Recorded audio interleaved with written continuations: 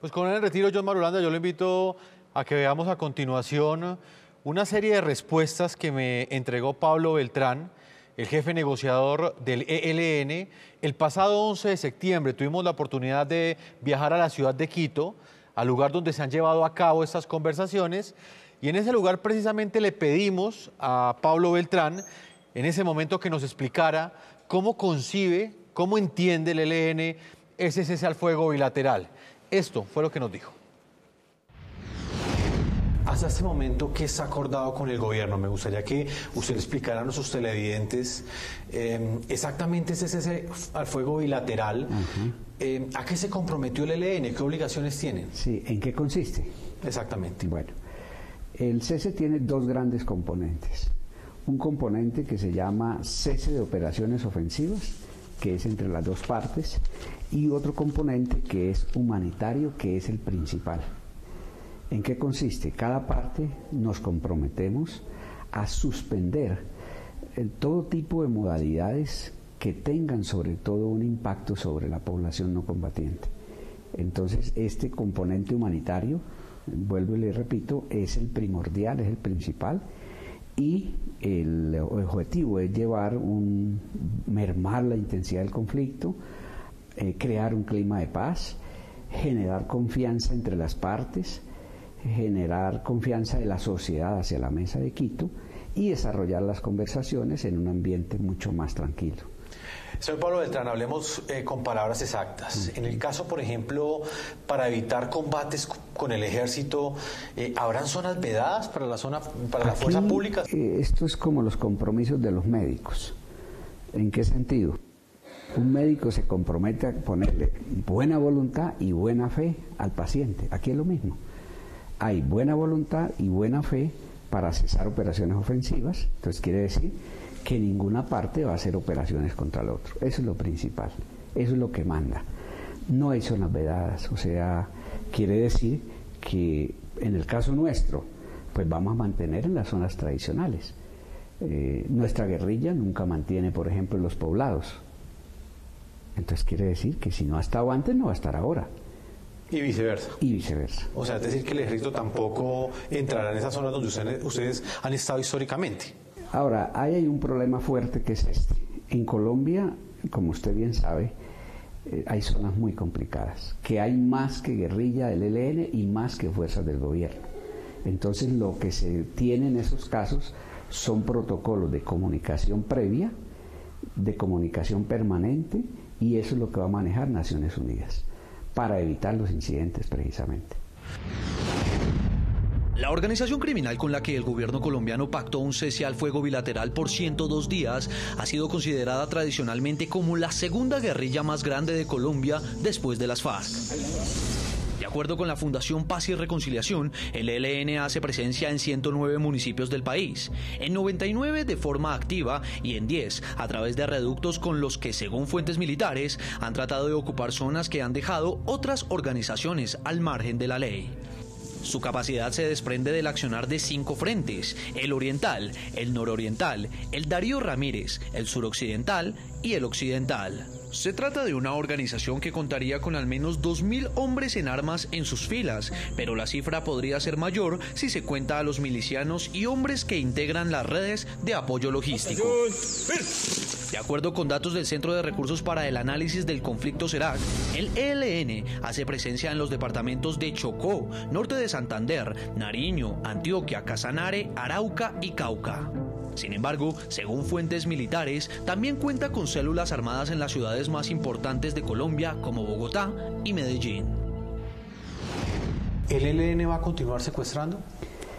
Se dijo que iba a hacerse suspensión de ese tipo de modalidades. Entonces, por supuesto que a partir del 1 de octubre esas modalidades se van a suspender. ¿Ningún tipo de retención ni de secuestro? Las únicas que se van a estar como una reserva son cosas de orden defensivo, por ejemplo, personas que representen amenazas a las comunidades o al ELN. Habrá algún tipo de privación de la libertad temporal, pero son estrictamente de carácter defensivo. ¿Defensivo? ¿Cómo así defensivo? Ejemplo, que usted encuentre a alguien en el patio de su casa que no es de su familia. Usted lo tiene que detener, decir, oiga, espera un momentico, esta es mi propiedad, me está amenazando. Es lo mismo. Pero muchos se preguntarán, señor Pablo Beltrán, es en qué momento el ELN se abroga ese derecho de retener, de detener, de secuestrar a alguien en una zona donde pues aparentemente es del Estado, ¿no? Claro. Primero, el territorio colombiano es de todos. Segundo, el Estado no está en todas partes. Y tercero, desgraciadamente, en algunas partes el Estado tiene negocios y tiene una asociación ilícita con grupos paramilitares. Entonces eso es muy complicado. Y eso es lo que nosotros tratamos de prevenir, que haya medidas de orden defensivo, tanto para nosotros como para las comunidades. Hay otro punto, señor Pablo Beltrán, y ese que tiene que ver con las extorsiones del ELN. ¿Se acaban las extorsiones desde el próximo 1 de octubre? Bueno, esa parte la hemos discutido y quedamos de seguirla discutiendo por esto, porque este es un cese del inicio de la negociación. O sea, eso es lo inédito de este cese, que estamos pactando unos alivios y, por supuesto, si en muchas regiones la gente, por el concepto de seguridad, le hace aportes económicos al ELN, eso no se va a suspender, por supuesto, porque quiere decir que si usted le dice al ELN deje de tener ingresos estos tiempos, le está diciendo no haga un cese, o sea, no estamos pactando de algo temporal, sino que estaríamos hablando de una asfixia económica. Entonces, eso es lo que hay que mirar, que este cese es del inicio. ¿Y esa negociación se está dando sobre qué parámetros? ¿Qué estarían pidiéndoles ustedes entonces al gobierno para dejar la extorsión? No, este no es el tema de este cese. O sea que las extorsiones van a continuar. Pues, sobre el argumento que me acaba de entregar usted. Por ejemplo, para nosotros cobrar impuestos en zonas donde nosotros proveemos seguridad es lo mismo que toda empresa que llega a cualquier zona destina el 10% para gastos de seguridad. Toda. ¿Cómo lo distribuye? Vaya, pregunte. En lo que tiene que ver con los oleoductos, sí. ¿Van a continuar dinamitando oleoductos? Eso entra dentro del cese de operaciones ofensivas. O sea, no más ataques a la infraestructura. Se van a suspender esos 100 días. ¿Por qué únicamente 3 meses de cese de hostilidades, de cese del fuego bilateral?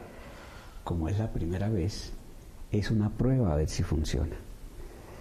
Como ha costado mucho, queremos pasados los 3 meses, los 100 días más exacto, hacer una evaluación de cómo nos va. Y los puntos de evaluación son 2. Primero, ¿cómo va la agenda? Porque es que la agenda es el objetivo central de esto, o sea, que avance el proceso. Porque qué tal que se dé un cese y no avance la agenda, tendría poco valor. Entonces queremos que avance la agenda, que es el punto de participación de la sociedad, pero a su vez queremos evaluar en sí mismo cómo fue el desarrollo del cese. Entonces esos 2 puntos de evaluación se aspiran a hacer en la primera semana de enero. ¿Eso quiere decir entonces que las hostilidades, en este caso, serían el mecanismo de presión para que el gobierno avance en las peticiones que tiene el ELN en la mesa? Al revés. Es generar una reducción del conflicto, porque fíjate que es cese de operaciones ofensivas de ambos, pero a su vez es alivios humanitarios de ambos también. O sea, no estamos haciendo un trueque, sino que es que cada uno se compromete a las 2 cosas. Es eso. Pero solo por 3 meses, es lo que a muchos les llama la atención. Incluso le cambio entonces la pregunta. Claro. ¿Hasta dónde las hostilidades, por ejemplo el secuestro, la extorsión, el ataque a oleoductos, se convierte en una herramienta dentro del proceso de paz para que el ELN logre lo que busca en la mesa de negociación? Y yo se la devuelvo con otra, que es casi decir que entonces el gobierno dice que no cesa en lo que él hace hasta que nosotros no cesemos. Eso es visto con una lógica de trueque y resulta que aquí la lógica es otra. Rebajemos la intensidad del conflicto, pero ambas partes. Volvamos al centro del cese al fuego bilateral. ¿Cómo será el mecanismo de verificación? Es un tema que también termina siendo álgido en cualquier cese al fuego, porque finalmente ese organismo es el que va a garantizar o va a dar fe de que realmente se está cumpliendo. Sí. Vamos a contar en primera instancia con una docena de obispos que son la comisión de acompañamiento que nombró la Conferencia Episcopal.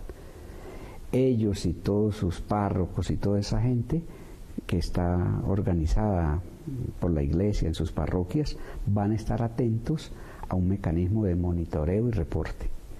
Pero a su vez la experiencia internacional la va a aportar la misión de Naciones Unidas acá en Colombia, que ya trae la experiencia de verificar lo de las FARC, y ahora esa misma misión va a articularse a esta veeduría. ¿Los movimientos del ejército deberán ser coordinados con esta comisión de la ONU?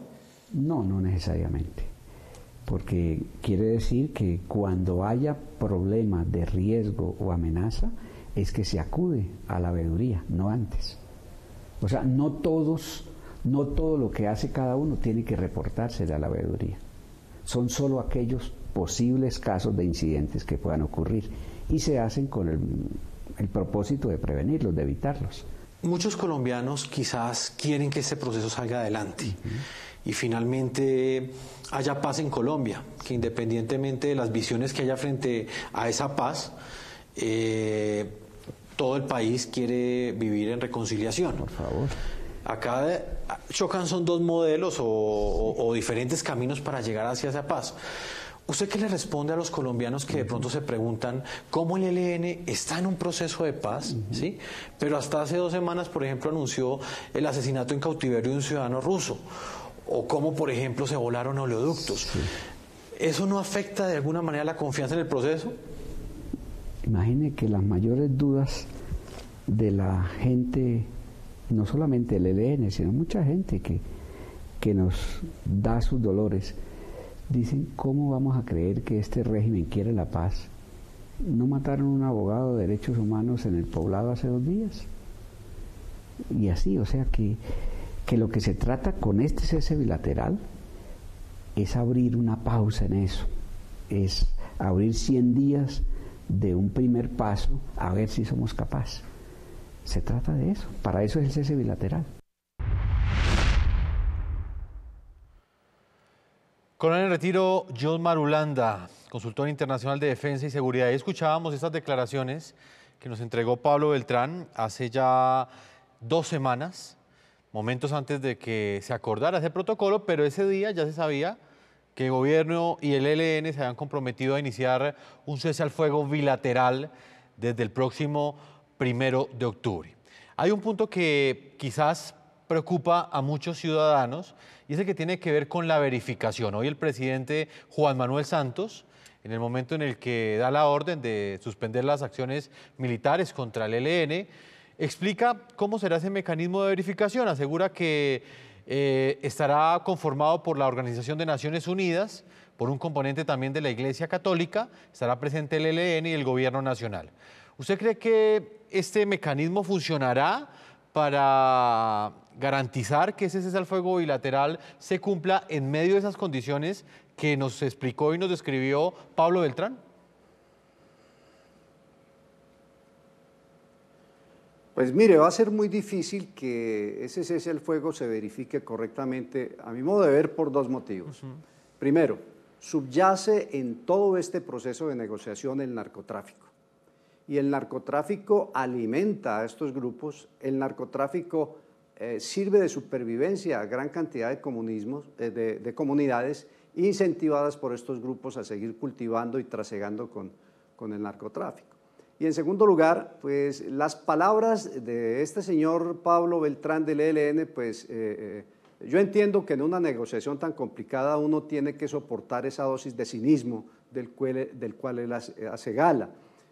Va a ser muy difícil con personas que tengan ese cinismo de responder de manera tranquila a las atrocidades que cometan, con una sonrisa en los labios y diciendo que la iglesia está de por medio y que los colombianos los queremos y que la comunidad interna, diciendo una cantidad de mentiras que todos no sabemos que no son así, pues va a ser muy difícil que una comisión de extranjeros que no conoce la génesis, no conoce el desarrollo de este problema, pueda garantizar que ese cese al fuego se realice como debe ser.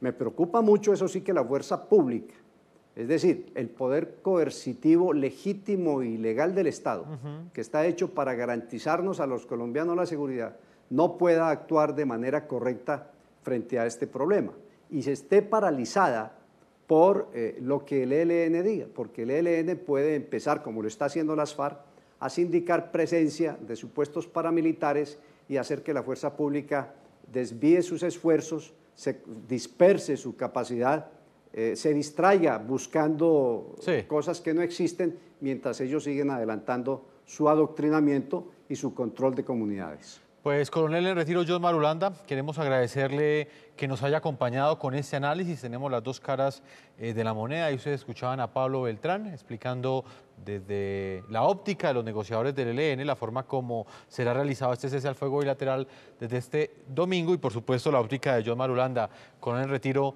del Ejército Nacional, consultor internacional de defensa y seguridad. Muchas gracias por habernos acompañado hoy aquí en el programa de la noche. A usted, Jefferson, muchas gracias. Buenas noches. Buenas noches. Vamos a hacer una primera pausa a comerciales. Cuando regresemos estaremos con Luis Naranjo, concejal de Saravena, Arauca. Él no solamente es objetivo militar en este momento de este grupo criminal, sino también representa un conjunto de ciudadanos que han recibido con profunda incertidumbre, inclusive miedo, este cese al fuego bilateral, porque la zona donde viven es uno de los sitios donde mayor influencia y presencia ha ejercido de manera histórica el ELN. Una pausa y ya regresamos a la segunda parte de este programa de la noche.